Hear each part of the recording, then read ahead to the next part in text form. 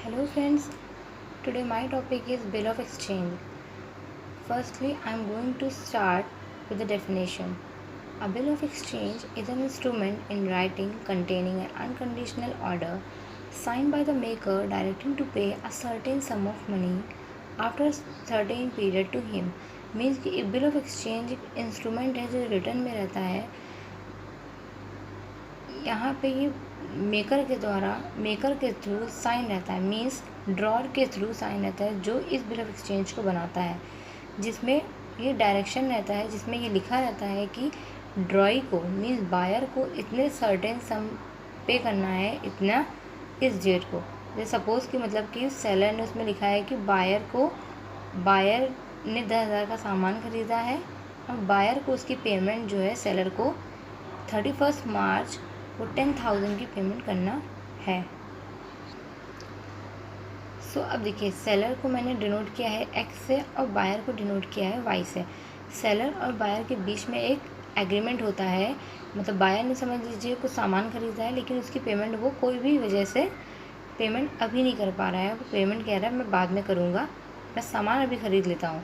तो सेलर ने इसको सामान दे दिया लेकिन पेमेंट नहीं करी, तो सेल कैसे हुई है? सेल हमारी क्रेडिट सेल हुई है।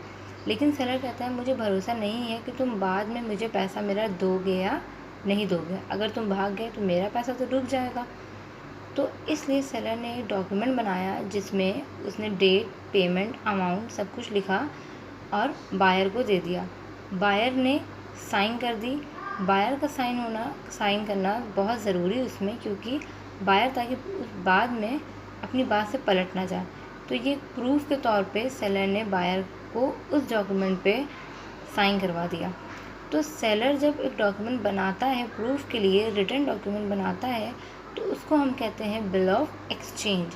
It is made by the drawer. So now characteristics of bill of exchange. The first top point is it is an order in return. ये एक ऑर्डर है जो कि रिटर्न में रहता है। ये कभी भी वर्बल नहीं हो सकता, मीन्स ये कभी भी ओरल नहीं हो सकता है, ये हमेशा रिटर्न में ही रहता है। Second is it contains specific date, amount and place of payment. इसमें जाहिर सी बात है, मैंने पहले ही बताया है कि इसमें डेट लिखी रहती है कि बायर सेलर को कब पेमेंट देगा, अमाउंट लिखा रहता है कि कितना देगा, वॉट एवर जो भी आपका अमाउंट हो वो उसमें लिखा रहेगा, एंड प्लेस ऑफ पेमेंट कहाँ पे पेमेंट करेगा। Third point is it is sign by the drawer. ये ड्रॉर के थ्रू साइन रहता है। It is compulsory to affix stamp. इसमें स्टैम्प लगना बहुत ज़रूरी होता है। कभी भी आप बिल ऑफ एक्सचेंज देखोगे इसमें हमेशा स्टैम्प ज़रूर होगा।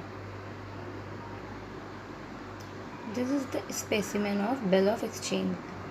₹5,000 stamp, 3 months after date, pay to us or our order the sum of ₹5,000 only for value received to Rajiv and Company Mumbai, accepted Rajiv Naval and Company.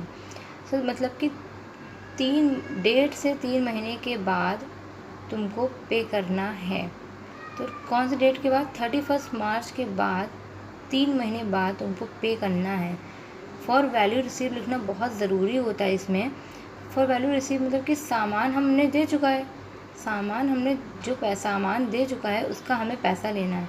जो सामान दे चुके हैं या कोई हमने सर्विस दे चुकी है ऑलरेडी, अब उसको हमें पैसा मिलना बचा है, तो इसके लिए फॉर वैल्यू रिसीव लिखना बहुत ज़रूरी होता है इस स्पेसिमेन में। सो thank you so much for watching.